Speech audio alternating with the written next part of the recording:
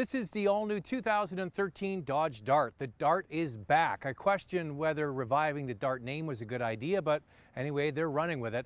Now, because Dodge didn't have a compact car in their stable, they looked to Europe and to Italy to use that Giulietta platform. They lengthened it and they widened it, but they didn't get rid of the incredible handling that that car has. This is a good-looking car, but it looks very American. You wouldn't know it has an Italian underpinnings. It's got the crosshair grille, a sloped and aggressive-looking nose, a wedge shape with a high rear deck. It's got some really nice styling features like great-looking wheels, the smoked wheels here on the rally trim. The base model gets hubcaps, but there's so many different wheel options and colors to choose from.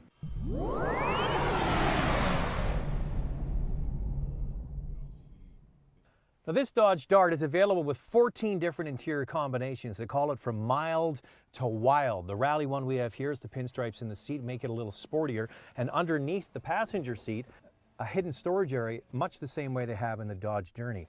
It's a driver-oriented cockpit. It feels very nice and it feels like you're driving something sporty. The bottom part of the dash here has a bit of a shine to the hard plastic.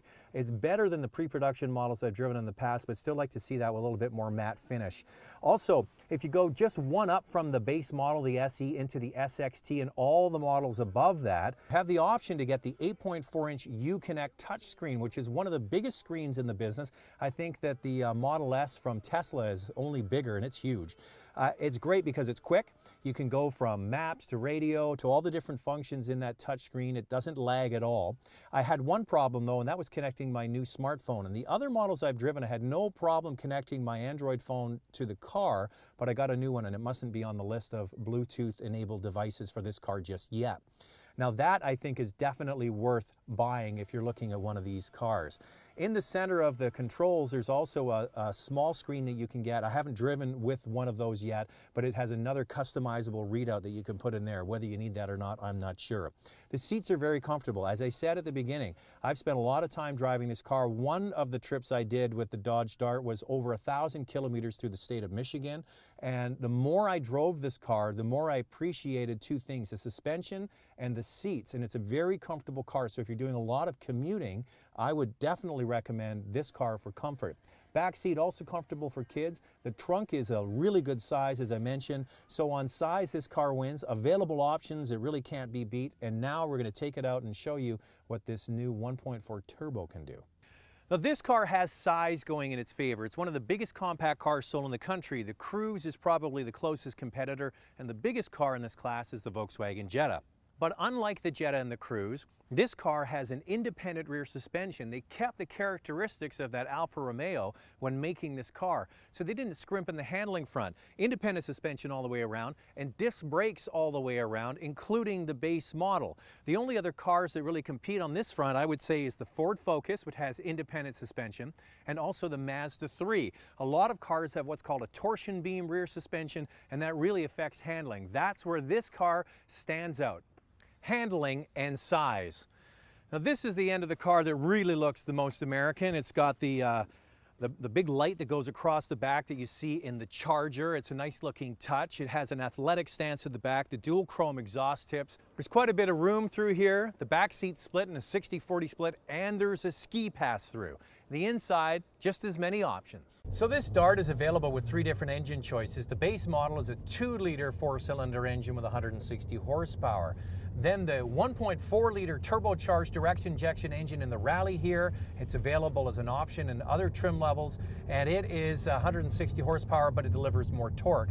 The top of the range model right now is the 2.4-liter 4-cylinder that's used in other products, and it's good for 184 horsepower. So lots of different engine choices, and we're hoping there's an SRT4 version of this car coming soon.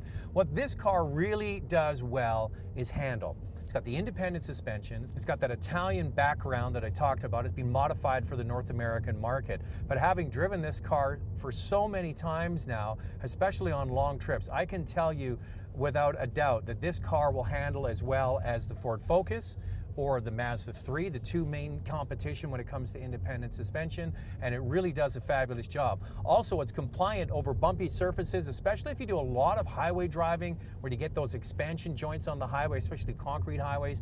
It really is comfortable. So it has all of that going for it.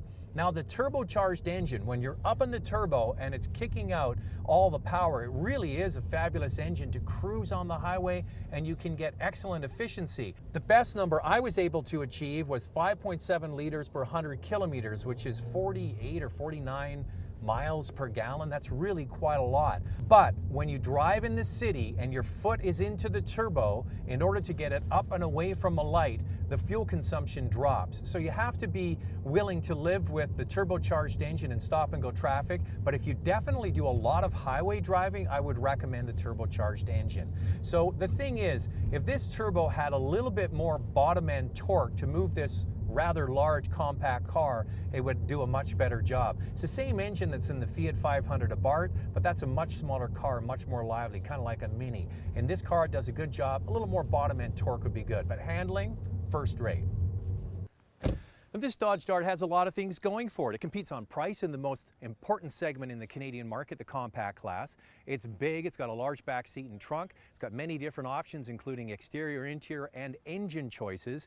But this is one of the things that I wish that this Dodge Dart had more of, a little bit more bottom end grunt to get it out of the pocket and away from a light. You can learn how to do it with the turbo, especially with the manual transmission, but you sacrifice fuel economy. So a little bit more grunt would be nice. And the other thing is, people sitting around the kitchen table thinking about a compact car, they automatically go right to the Japanese models, or they go to the Korean models, or maybe the Cruze or the Volkswagen Jetta. Is the Dodge Dart top of mind yet? Probably not, but this is a very good first attempt of the reincarnated Dodge Dart.